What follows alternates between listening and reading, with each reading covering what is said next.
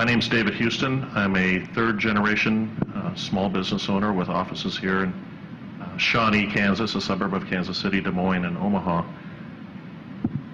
My question is it's partly a statement, but also a question. I said I'm very, very frustrated during the past year when I see billions and billions of dollars sent to large financial institutions, kind of what we were alluding to before. I'm especially upset when I hear the phrase, and you use this, quote, "that company is too big to fail." As a small business person, that's very hard to swallow. I feel like a more accurate statement of policy would be too big to fail, too small to save. My business and thousands of others fall into that too small to save category. Small businesses employ more people than the Fortune 500 companies combined. Small businesses represent the lifeblood of small cities, large cities, and our American economy. Innovation and creativity is coming from small businesses. But I truly believe small business and the companies that support small business are getting shortchanged by the Federal Reserve, the Treasury Department, and Congress. Am I wrong on that perception? It's a great question. A tough question, but a great question. Let me go first back to too big to fail. And let me just emphasize that nothing made me more frustrated, more angry, than having to intervene, particularly in a couple of cases where taking wild bets had forced these companies close to bankruptcy. There's nothing made me angrier than having to do that. Why do we do it? Because if that company had collapsed in the middle of a crisis, it could have brought everything down. In 1929, people think the Depression was created by the stock market crash. It wasn't. From 1929 to 1931, it was a normal recession. Then in 1931, a huge bank in the middle of Central Europe collapsed, and that created a global financial crisis, which then made the recession into a Great Depression. I was not going to be the Federal Reserve Chairman who presided over the Second Great Depression, and for that reason, I had to hold my nose and stop those firms from failing. I am as disgusted about it as you are, and I think it's absolutely critical as we go forward that we put in a new system that will make sure that when a firm does not succeed in the marketplace, that it fails. That is absolutely critical, and I support that 100%. Now, on small business, I also agree with you. Small business is where the jobs come from, it's where the innovation comes from, it's where the creativity and entrepreneurship in America comes from.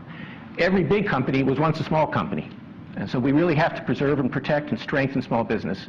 And I'm fully aware of those issues. We hear all the time about the credit issues for small business. We're doing what we can, as it mentioned, our program to get small business loans out. We're working with the banks, encouraging them to make loans. I understand your frustration. I absolutely understand your frustration, and we're working really hard to try to make it better. Mr. Chairman, as I'm sure you know, there were competing pieces in the Sunday New York Times op-ed section on the question of whether you deserve another term as chairman. And the negative piece was written by Ann Jacobson Schwartz. She's an economist from the National Bureau of Economic Research. I'm aware that you know her.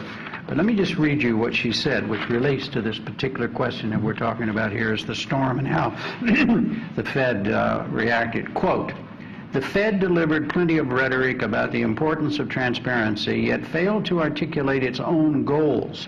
The market was thus bewildered when the Fed rescued certain firms and not others. Mr. Bernanke should have explained the principles behind these decisions. The market could not understand why the Fed rescued Bear Stearns and then permitted Lehman Brothers to die. As a consequence, there was volatility in the credit and equity markets and a general sense of turmoil that demonstrated that participants were at a loss to understand the functioning of the Fed." Your comment, sir. My comment is that we tried to save all these big companies because we knew the implications. We tried to save Lehman Brothers. The problem is, as I was discussing before, is that we don't have a system. We don't have a structure. All these problems that she was alluding to occurred before even that Congress passed this TARP legislation that created the $700 billion to support failing companies. So we didn't have any tools. In the case of Bear Stearns and in the case of AIG, by using the Fed's lending authority and other devices, we jerry-rigged up a way of preventing the failure of those firms. In the case of Lehman Brothers, there was just a huge $40–50 billion hole that we had no way to fill, and no money, no authorization, no way to do it. So we had to let it fail. We had no choice. So I regret that it happened, because it created a huge amount of difficulty, and in fact it just confirms what I've been saying, that if you allow a big financial firm to collapse in the middle of a financial crisis, the consequences for the average person, for the global economy, are severe. What Ms. Schwartz wanted us to do was to state in advance what our strategy was for saving firms. We had no idea which firm was going to fail, and we didn't have a system, we didn't have a structure. And what I'm saying is, going forward, we need to have what we now have for banks, but don't have for other kinds of financial firms. We need to have a law, a set of laws that allows the government to come in and systematically, in a transparent way, wind down a failing financial behemoth, to use the word that was used before, so that it doesn't create damage throughout the system. So her premise is that we made a conscious decision to let Lehman fail. We did not. We spent the entire weekend with basically 24 hours a day trying to do everything we could to save that company, not again because we thought it was deserving, but because we knew what the implications were going to be. We didn't have the tools to do it. The other companies that were thinking about buying it decided not to buy